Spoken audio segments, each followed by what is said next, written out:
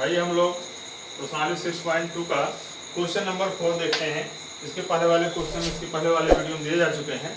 तो देखते हैं आकृति में यदि PQ समांतर ST, PQ समांतर ST ये दोनों रेखाएं समांतर हैं, ऐसा क्वेश्चन बोल रहा है। कोण PQR 110 अंश, 110 लिखा है 110 अंश। कोण RST 130 अंश, 130 अंश है।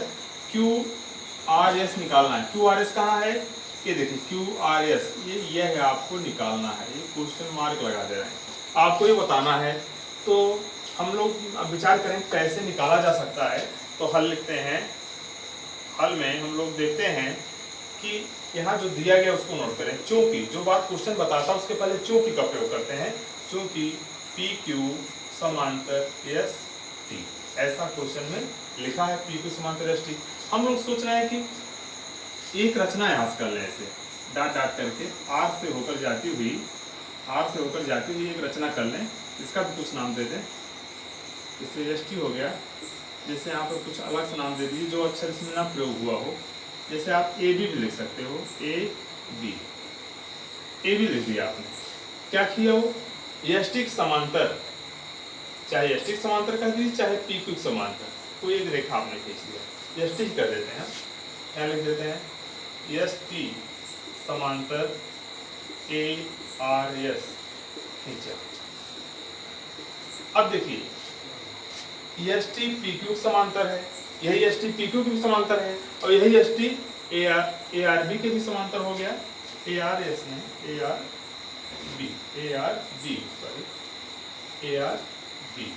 ST समांतर ARB खींचा गया आपने, खींचा इसको।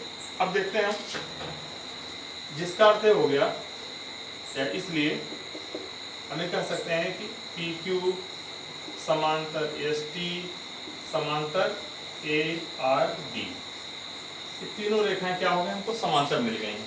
तीनों समांतर हैं, इसके भी समांतर है, इसके भी समांतर है। क्योंकि एक प्रमेय आपने पढ़ा 3 रेखाओं समांतर होने का। यदि 2 रेखाएं किसी एक ही रेखा के समांतर हैं तो ये दोनों रेखाएं परस्पर समांतर होती हैं। उसी नियम के आधार पर समांतर वाला नियम आया। अब हम लोग चलो बात करते हैं यहाँ पर इधर वाले कोण को हम जैसे मान लेते हैं, यहाँ पर x मान लेते हैं।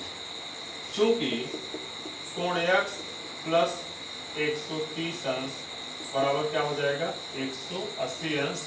कौन सा नियम हो जाएगा? यहाँ लेकिन 2 समांतर रेखाओं तिरछा काट रही है, तो क्रमागत अंतः कोण है। क्रमागत अंतः कोण युग्म है। इस नाते इनका जोड़ 180 है।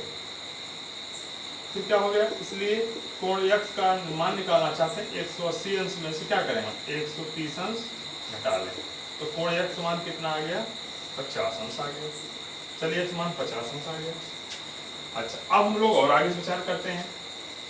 आगे देखते हैं कि हमें यहाँ जो मान दिया गया QRS का मान कैसे आएगा। लिखेंगे चूंकि कोण PQR बराबर कोण PRB, भाई PQR बराबर कोण QRB क्यों ऐसा हुआ? क्योंकि 2 समांतर रेखाओं जब तेरे रेखा काटेगी तो एकांतर कोण समान होते हैं। एकांतर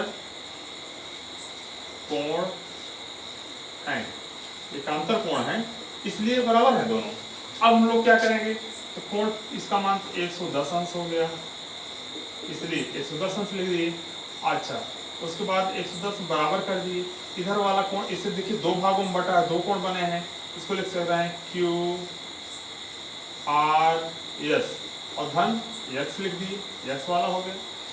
अब देखें इधर आगे बढ़ा दे रहे हैं, इंप्लाइज दैट 110 अंश लिख दे रहे हैं बराबर कोण QRS, और x समान अभी निकाले हम लोग 50 अंश लिख रहे हैं।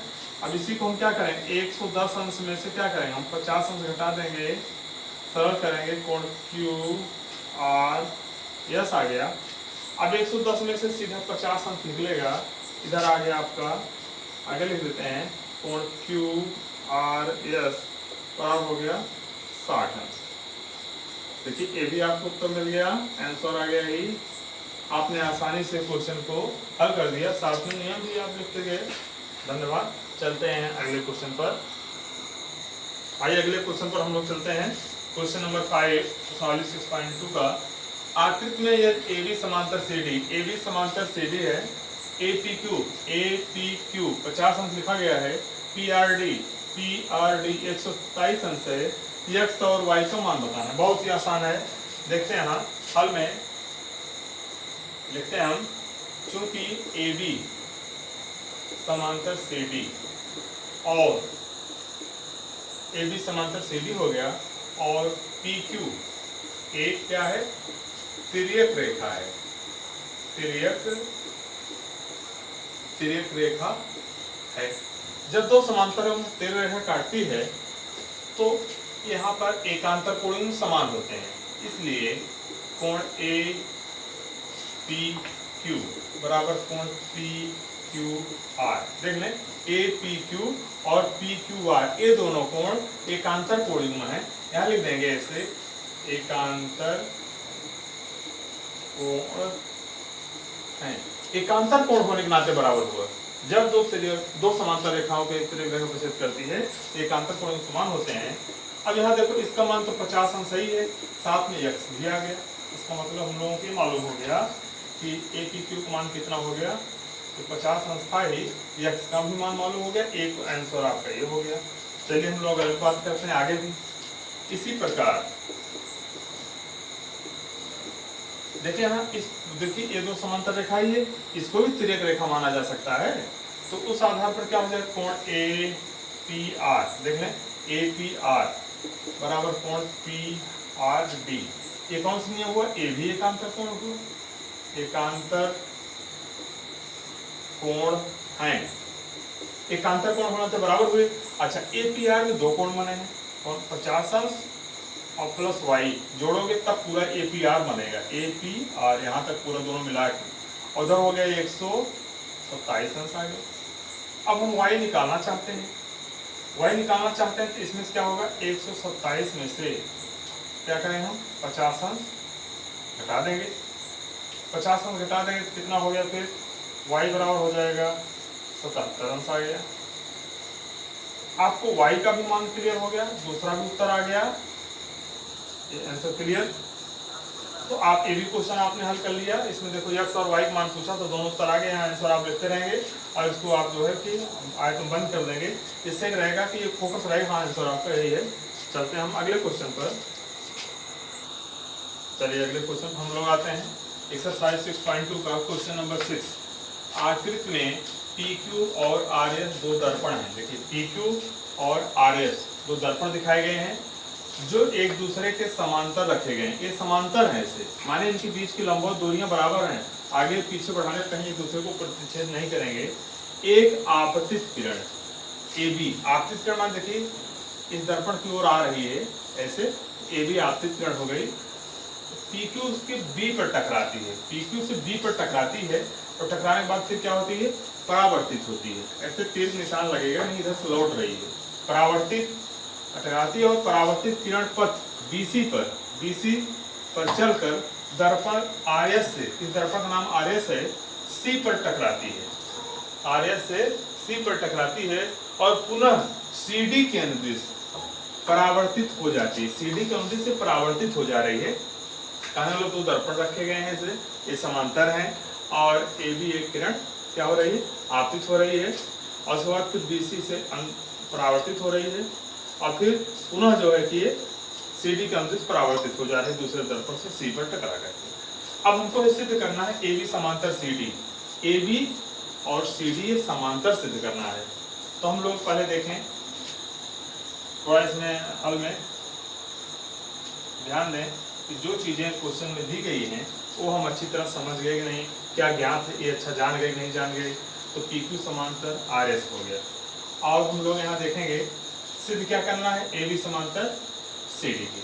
थोड़ा एक एक्स्ट्रा अलग से जान लीजिए, विज्ञान में होता है जैसे कोई दर्पण है, नीचे ऐसे ऐसे लाइनिंग कर दी जाती है कि दर्पण एक तरफ पॉलिश की हुई होती है। तो जब कोई प्रकाश किरण इस पर आती है ऐसे और फिर परावर्तित होकर के परावर्तित होती है टकरा करके, तो इस पर अगर एक अभिलंब खींचा जाए लंबवत, तो ये अभिलंब खींचना माने इस तल के साथ 90 अंश का कोण बनाती हुई रेखा खींची जाए, इसको अभिलंब कहते हैं। तो आपतित किरण अभिलंब के बीच बने कोण को आपतन कोण और परावर्तित किरण और अभिलंब के बीच बने कोण को परावर्तन कोण कहते हैं। ये दोनों का मान सदैव बराबर होता है, जितना इधर होगा उतना अंश इधर होगा। तो आपतन कोण परावर्तन कोण बराबर होते हैं, प्रकाश के परावर्तन का नियम है। ये आपको एक्स्ट्रा जानकारी रखनी पड़ेगी। तो हमें बीच में एक अभिलंब खींचना पड़ेगा, यहाँ भी एक अभिलंब खींचना पड़ेगा, जिससे आपतन और परावर्तन कोण के बारे में जानकारी ली जा सके। ये दोनों मान बराबर होते हैं। हम लोग चलते हैं आगे। यहाँ पर यहाँ एक दिखा दे रहे हैं ऐसे डॉट डॉट, इसको हम कर दे रहे हैं यम, इसको भी डॉट डॉट कर लीजिए ऐसे, इसको एन कर दिया जा रहा है। यहाँ कह दे रहे हैं कि बी एम लंब पी क्यू कामा सी एन लंब आर एस खींचा। ये आपने इस चित्र में इतना रचना कर लिया, परिवर्तन कर लिया आपने। अब चलो देखते हैं, कुछ नाम दे देते हैं हम। चलो इधर कोण का नाम ऐसे लिख देते हैं, ए बी लिख देते हैं, इसका नाम ए, इसका बी। इधर वाले के लिख देते हैं एक्स, यहाँ लिख देते हैं वाई, ऐसे एक्स वाई लिख दे रहे हैं। अब हम लोग ये देखते हैं, चूंकि कोण ए बराबर हो जाएगा कोण बी के, समीकरण मान लीजिए भाई ऐसे लिख देना, ये बराबर बी कैसे, नियम कौन सा हुआ, लिख देंगे प्रकाश के परावर्तन के नियम से। माने प्रकाश किरण जब किसी दर्पण पर आपतित होती है और परावर्तित होती है पुनः टकरा करके, तो बीच में आपतन बिंदु पर अभिलंब खींचा जाए तो दोनों तरफ के कोण बराबर होते हैं, आपतन कोण बराबर परावर्तन कोण। इसी प्रकार आगे लिख दें, इसी प्रकार कोण x बराबर कोण y, ये समीकरण 2 कह दीजिए। ये भी कौन से नियम से, प्रकाश के परावर्तन के नियम से, प्रकाश के परावर्तन के नियम से ये भी कोण बराबर हो गए। अच्छा, अब हम लोग एक बात और ध्यान दें, ये दोनों PQ समांतर RS। अब ऊपर हम देखिए क्वेश्चन आपने लिखा, इसको फिगर में समझाया, इस क्वेश्चन को मिटा दे रहे हैं। अब देखते हैं हम लोग कि यहाँ लिखा है कि चूंकि PQ समांतर RS, एक जानकारी ये लिख रहे हैं, और PQ लंब क्या लिख रहे हैं, BM, शुरू में आपको खींचा गया है BM PQ, या ऐसा लिख सकते हैं जो अब से आपने रचना में लिखा है कि BM लंब PQ कामा CN लंब RS। तीनों संबंध आप देखिए, ये तो आपको कहां से मिला है, ये ज्ञात है, ये बात आपको ज्ञात है, ये बताया गया है, और ये दोनों बातें रचना से। तो इसको अगर ऐसा लिखें ज्यादा अच्छा है, यहाँ लिख देंगे ऐसे ज्ञात है, और यहाँ लिख देंगे हम BM लंब PQ कामा CN लंब RS, ऐसे लिख देंगे रचना से। ये आपने रचना किया था, बढ़ाया था फिगर में। अब हम लोग आगे बात करें, दो समांतर रेखाओं पर दो लंब खींचे गए हैं, तो ये भी आपस में समांतर होंगे, इसलिए BM समांतर क्या हो जाएगा, CN। एक नया चीज अपनी तरफ से आपने निकाला कि दो समांतर रेखाओं पर अगर लंबवत रेखाएं खींची जाएं तो ये आपस में समांतर होती हैं, इस बात को आप जानें, कुछ नया इसमें है। तो अच्छा, BM समांतर CN हो गया। अब आगे बढ़ाते हैं इसमें, तथा इन्हें BM समांतर, इन्हें BC एक तिर्यक रेखा प्रतिच्छेद करती है। देखिए BC तिर्यक रेखा BM और CN को काट रही है, तो अगर प्रतिच्छेद कर रही है तो यहाँ क्या बनेगा, इसलिए कोण B बराबर हो जाएगा कोण X के। क्यों बनेगा, अगर यहाँ लिख देंगे एकांतर